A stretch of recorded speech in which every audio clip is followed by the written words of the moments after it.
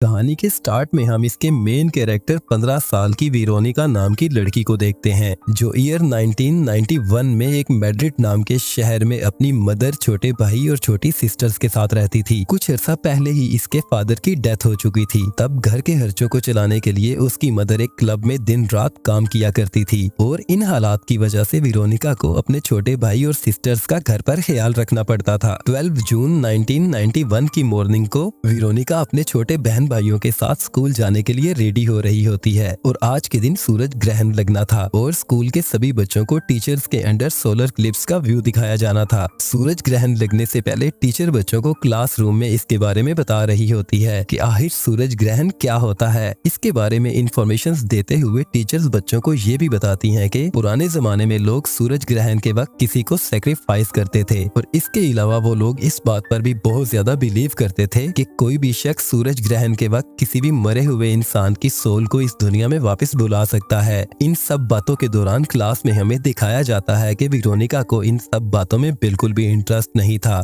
और वो अपनी फ्रेंड रोजा के साथ गपशप लगा रही होती है। एक तरफ स्कूल के सभी बच्चे अपनी टीचर्स के साथ छत के ऊपर सूरज ग्रहण देखने के लिए जा रहे होते हैं, जबकि दूसरी तरफ वेरोनिका अपनी फ्रेंड रोजा और डियाना के साथ स्कूल के बेसमेंट में जा रही होती है जहाँ पर वो एक रिचुअल परफॉर्म करने वाली थी। वहाँ पर वेरोनिका एक स्पिरिट बोर्ड के थ्रू किसी की सोल के साथ कांटेक्ट करना चाहती थी। डियाना, जिसकी फ्रेंड की कुछ अर्सा पहले ही एक कार एक्सीडेंट में डेथ हो चुकी थी और वो अपनी फ्रेंड की सोल को किसी तरह से बुलाना चाहती थी, और वेरोनिका जो कि अपने फादर की सोल को बुलाना चाहती थी। सबसे पहले वो लोग वेरोनिका के फादर की पिक्चर को स्पिरिट बोर्ड के सामने रखते हैं और उनकी सोल से कांटेक्ट करने की कोशिश करते हैं। तीनों लड़कियां एक ग्लास के ऊपर हाथ रखती हैं जिस पर उन्हें फौरन रिस्पॉन्स मिल भी जाता है। सोल्स के रिप्लाई में वो ग्लास खुद ब खुद मूव करना शुरू कर देता है। इस सब के दौरान वो ग्लास इतना ज्यादा गर्म हो जाता है कि रोजा और डियाना अपनी फिंगर्स हटा लेती हैं और इस रिचुअल को सिर्फ वेरोनिका ही कंप्लीट कर रही थी। और जैसे ही सूरज ग्रहण लगता है वो ग्लास टूट जाता है और ग्लास के टूटने से वेरोनिका की उंगली कट जाती है और उसमें से ब्लड निकलकर उस स्पिरिट बोर्ड के ऊपर गिर जाता है। वेरोनिका जो कि बिल्कुल चुपचाप बैठी होती है और वो स्पिरिट बोर्ड दो हिस्सों में टूटकर डिवाइड हो जाता है, जिसके बाद बेसमेंट में पैरानॉर्मल एक्टिविटी स्टार्ट हो जाती है जिस पे डियाना जोर जोर से चीखने लग जाती है और वेरोनिका जमीन के ऊपर लेटकर अजीबोगरीब बातें करने लगती है और अचानक वो एक शैतानी आवाज में चलाकर बेहोश हो जाती है। इसके बाद हम देखते हैं कि वेरोनिका अपने स्कूल के हॉस्पिटल के एक वार्ड में होती है और एक डॉक्टर इसका चेकअप कर रही होती है। डॉक्टर को लगता है कि वेरोनिका शायद आयरन की कमी की वजह से बेहोश हुई है और उसे अपनी डाइट पर ध्यान देना चाहिए। स्कूल से घर जाते वक्त वो नोटिस करती है कि स्कूल में रहने वाली एक सिस्टर मुसलसल उसे घूर रही है। स्कूल के सभी लोग इस सिस्टर को सिस्टर डेथ बुलाते थे।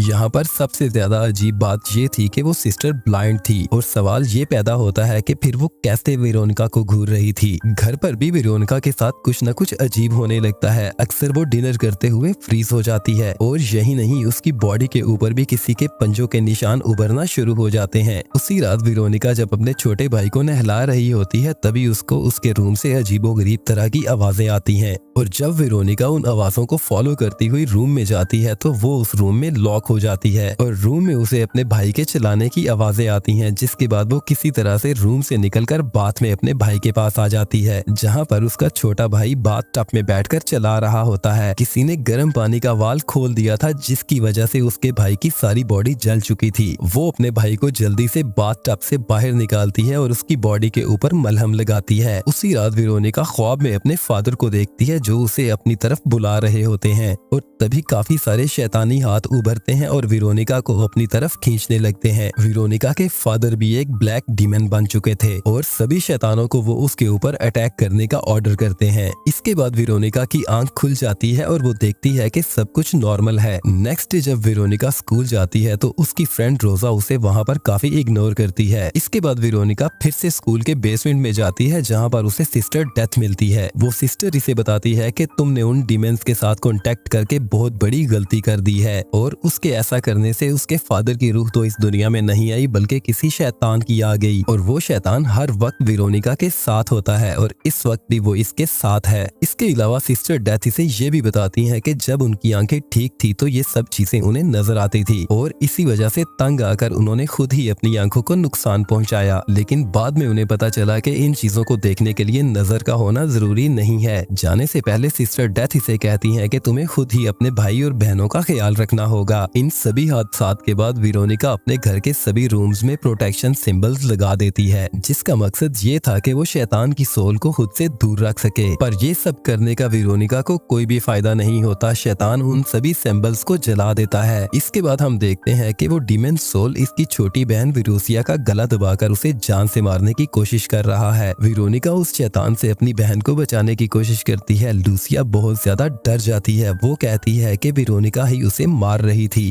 जिसके बाद वेरोनिका अपनी छोटी बहन को समझाती है कि असल में हमारे घर में एक शैतान आ चुका है और वही है जो ये सब कुछ कर रहा था और मैं तुम्हारी जान बचाने की कोशिश कर रही थी। उसी रात वेरोनिका को फिर से एक ख्वाब आता है। वो देखती है कि उसकी छोटी बहन लूसिया उसे अपने दांतों से काट काट कर खा रही है और उसके साथ इसका छोटा भाई इसका गला दबाकर इसे मार रहा है। इन सब बातों से डरकर वेरोनिका की आंख खुल जाती है। जब वो अपने बेड से उठती है तो वो देखती है कि बेड के ऊपर बहुत ज्यादा ब्लड के निशान हैं और मैट्रेस के नीचे एक बहुत बड़ा काले रंग का धब्बा बना हुआ था। ऐसे लग रहा था जैसे वो मैट्रेस जल चुका है। वो जल्दी से जाकर घर के सभी मैट्रेस चेक करती है। वो देखती है कि सबके ऊपर सेम निशान था। इस धब्बे को देखकर ऐसे लग रहा था जैसे किसी इंसान ने उसे जलाने की कोशिश की हो। यहाँ पर सबसे ज्यादा हैरान कुन बात ये थी कि वो काला निशान किसी शैतान को प्रेजेंट कर रहा था। वेरोनिका का छोटा भाई उसे बताता है कि उसके फादर ख्वाब में उसके पास आए और उसे कहा कि मैं तुम लोगों को लेने के लिए आऊंगा। ये सुनकर वेरोनिका काफी डर जाती है और अपने छोटे भाई को समझाती है कि तुम्हें किसी की बात मानने की कोई जरूरत नहीं है और जब भी ऐसा वैसा कुछ हो वो अपने कान और आंखें बंद करके वेरोनिका को अपनी हेल्प के लिए बुलाए। इसके बाद वेरोनिका सिस्टर डेथ के पास जाती है और उसे अपनी हेल्प करने का कहती है। सिस्टर डेथ उसे बताती है कि उस दिन इन्होंने अपना रिचुअल अनकम्प्लीट छोड़ दिया, जिसकी वजह से वो शैतान यहीं पर रह गया। वो कहती है कि तुम लोगों को फिर से वो रिचुअल करना होगा ताकि उस शैतान को यहाँ से वापस भेजा जा सके। इसके बाद वेरोनिका अपनी फ्रेंड रोजा के घर पर जाती है और उसे कहती है कि हमें फिर से वो रिचुअल करना होगा ताकि हम उस शैतान को वापस उसकी दुनिया में भेज सकें। रोजा उसकी हेल्प करने से इनकार कर देती है। अब वेरोनिका अकेली रह चुकी थी। उसे कुछ भी समझ नहीं आ रहा था कि वो क्या करे। आखिरकार वो डिसाइड करती है कि वो अपनी बहनों के साथ मिलकर इस रिचुअल को कंप्लीट करेगी। रात को वेरोनिका उस स्पिरिट बोर्ड को जोड़कर अपनी बहनों के साथ इस प्रोसीजर को स्टार्ट करती है और साथ ही साथ वेरोनिका अपने छोटे भाई को दीवारों के ऊपर प्रोटेक्टिव सिंबल बनाने का कहती है, लेकिन गलती से उसका छोटा भाई इन्वोकेशन सिंबल्स बना देता है। रिचुअल के दौरान वेरोनिका उस शैतान को ये दुनिया छोड़ देने का कहती है, जिस पर वो सोल यहाँ से जाने से इनकार कर देती है। वो काफी सारी बुक्स में डिफरेंट तरीके सर्च करके इस शैतान को इस दुनिया से भगाने की कोशिश करती है। इसी दौरान वो शैतान फुल फॉर्म में इनके सामने आ जाता है और इनके ऊपर अटैक कर देता है। वेरोनिका डर कर पुलिस को कॉल कर देती है और वो शैतान इसके छोटे भाई को अपने साथ ले जाता है। वेरोनिका की छोटी सिस्टर्स इस सब से बचने के लिए घर से बाहर भागने की कोशिश करती हैं, लेकिन वेरोनिका घर से बाहर नहीं जाती और अपने छोटे भाई को घर के अंदर ढूंढ रही होती है।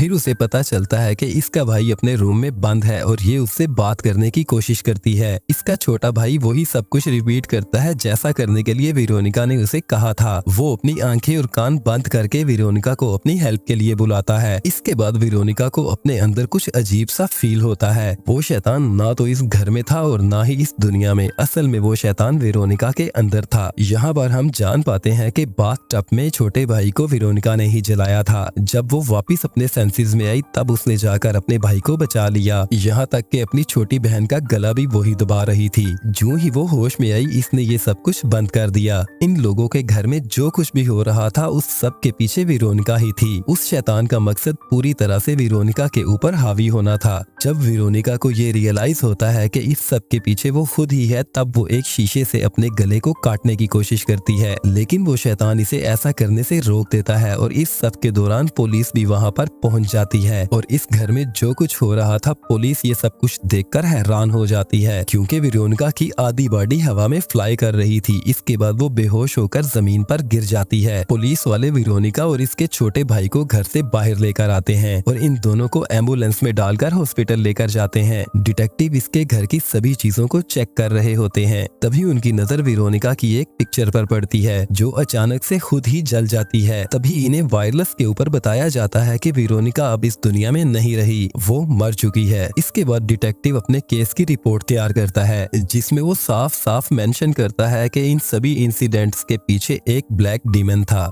जो इस दुनिया में किसी अनकम्प्लीट रिचुअल की वजह से आया था। यहाँ पर सबसे ज्यादा हैरान कर देने वाली बात ये थी कि ये पहला पुलिस केस था जिसमें किसी डीमन का जिक्र किया गया था और यहीं पर ये स्टोरी एंड होती है।